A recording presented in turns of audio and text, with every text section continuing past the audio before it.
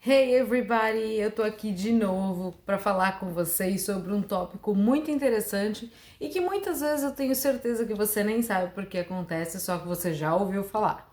Bom, vocês já ouviram falar do ICAO? A ICAO, o que é a ICAO? Quem já fez o curso de comissário sabe perfeitamente que a ICAO nada mais é do que a OACI no Brasil, né? Organização Internacional de Aviação Civil. Bom, isso é chamado de ICAO around the world, né? Traduzido a International Organization Civil Aviation. Então, assim, a ICAO, ela é o órgão que estabelece os parâmetros da aviação, né? Então, e o que isso tem a ver com o English, teacher? Porque muitas companhias aéreas baseiam o teste de inglês com as diretrizes da ICAO. E como é isso? Bom, eu vou explicar para vocês que existem alguns levels da ICAO, né? Então a ICAO ela padroniza o teste de inglês justamente para saber se o candidato tem o mínimo, né, requerido para a aviação. E por que isso? Por exemplo, o piloto, né? Ele ouve inglês e muitas das siglas presentes na aeronave e na comunicação por rádio, ela é feita em inglês e todos os sinais, a língua universal é em inglês. Então, no mínimo para um piloto, o mínimo requerido para um piloto é o nível 4 da ICAO, né? Isso para qualquer operador de voo, tá? Seja piloto, seja da torre de controle, enfim, qualquer pessoa que opere o voo, ela tem que ter no mínimo requerido o nível 4 da ICAO, ok? E vamos pensar aí o que é esse nível 4 da ICAO. Bom, a categoria mínima requerida, ela é a 4 exatamente por isso, porque a prova é a seguinte: você tem que ter alguns aspectos, alguns tópicos aí importantíssimos para você poder aplicar para essa prova, você precisa disso. Seguinte, comprehension. Então, o que é comprehension? Você tem que entender o inglês num nível X para você poder fazer essa prova. Senão, você não consegue, tá? Eu diria que é um nível avançado, tá, gente? Não é tão simples assim, ok? Então, eu acredito que um nível intermediário avançado você consegue fazer. O que mais? Communicate. Eles pedem que você tenha um communication favorável para você fazer isso, porque a prova ela não é só escrita, né? Ela pode ser feita com o entrevistador, então ele vai te fazer algumas perguntas. Então, se você tiver uma comunicação boa, quer dizer que você está apto aí para fazer a prova, o teste da ICAO, tá? Isso é o mínimo requerido, ok, galera? Lembrando disso, ok? E também você conseguir compreender diversos locutores. Por exemplo, é aquilo que eu sempre falei, e eu sempre falo em todos os vídeos praticamente, que você tem que ouvir mais do que uma pessoa falando inglês. Não fique viciado em assistir um tipo de seriado, ouvir um podcast, de ouvir só o seu professor falando, porque você pega vício de linguagem, você pega vício de listening, então você não consegue diferenciar quando outros locutores estão falando inglês. Então é muito importante você diversificar a sua fonte de inglês. E é exatamente isso que fala. Que imagina numa comunicação por rádio na aviação, é muito difícil. Primeiro que tem o chiado do rádio, tem outras pessoas se comunicando, outras pessoas falando, enfim, fica tudo mais complicado e isso também é um ponto a ser avaliado na prova da ICAO, ok? Então isso é um requisito. Isso é só para você aplicar para a prova. Agora, pensando na prova, como que eu atingo esses níveis? Pensando assim, gente, são 6 níveis. 6 níveis que vão definir em qual deles você está. Um é o menor e o 6 é o maior, obviamente. Então, o que acontece? O 6 é o nível expert, é o nível máximo que você tem, tá? É um inglês nativo, né? Um inglês nativo que tem plena comunicação de todos os sentidos, listening, speaking, communication, tudo, ele é bom em tudo, tá? Só que lembrando, reforçando aqui que o requerido é o 4 para pilotos, não para comissários, ok? Algumas companhias aéreas aplicam aqui no Brasil a padronização, né, da ICAO, que é o sistema de provas que eles fazem, que o que é isso? Sabe aquele processo seletivo que eles põem describe photographs para vocês? Ou se não, aquele que você tem que responder por que você quer ser comissário, por que isso e aquilo? É baseado na regra da ICAO, Eles não tiraram isso do nada. Isso daí é uma ordem da ICAO, né? Da OACI aqui no Brasil. Então eles seguem esse padrão. É por isso, não é do nada que eles inventaram, vamos perguntar por que ele quer ser comissário. Não, tá? Então, isso eles estão seguindo uma regra, alright? É isso. Então vamos pensar nessa escala. O que eles vão avaliar nessa prova? Pronunciation. Como você pronuncia as palavras? Você fala because? Você fala this? Você fala it? Com essa falta dessa dicção, né, do inglês, com certeza eles vão avaliar isso, tá? Então a pronúncia, pronunciation, é um dos principais tópicos, ok?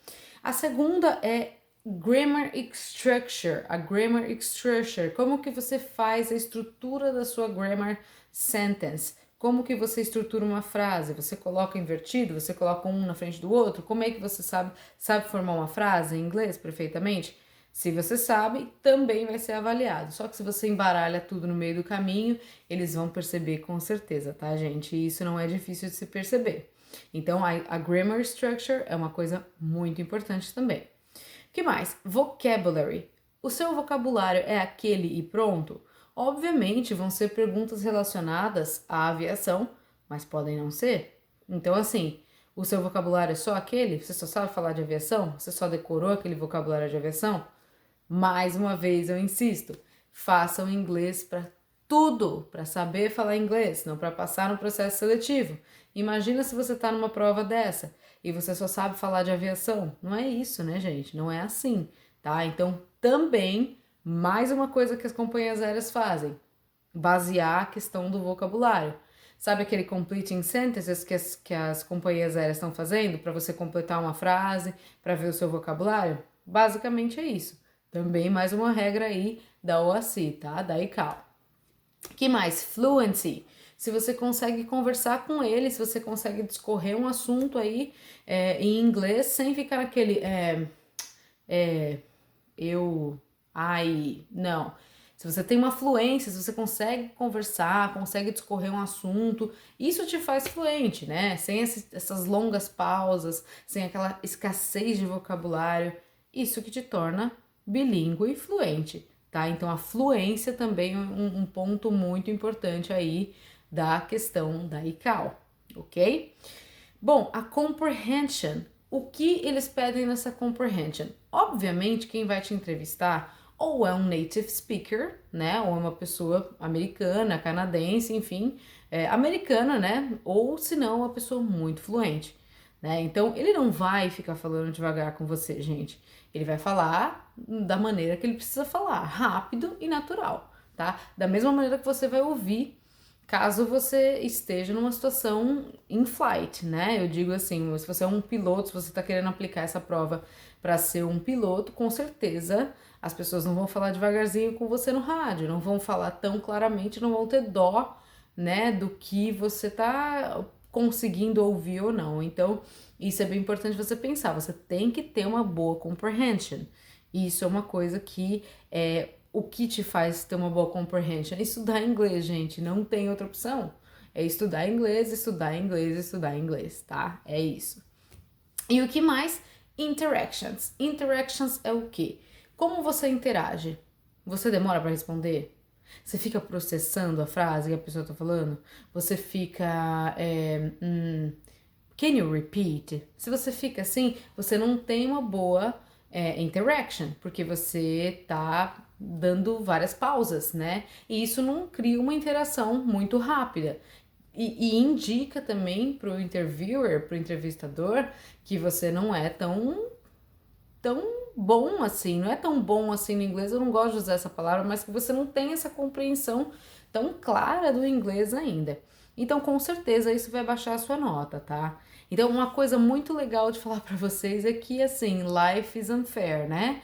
Então, vamos supor que você tirou 4 na comprehension, você tirou 4 no vocabulary, você tirou 4 na fluency, mas você tirou 3 na grammar structure, a sua nota vai ser 3.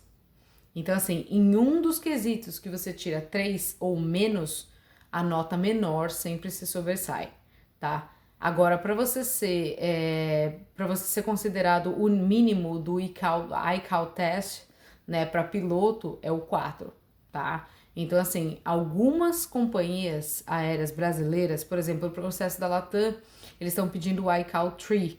Então, é o Intermediate, né? É o Intermediate, Elementary 1, 2, né? Então, assim, é um intermediário, digamos assim, um intermediário ok, um intermediário, tá? Então, você não precisaria alcançar todos esses, né? Mas para a prova da ICAO, se você tira uma nota menor em algum dos quesitos, é essa nota que se sobressai.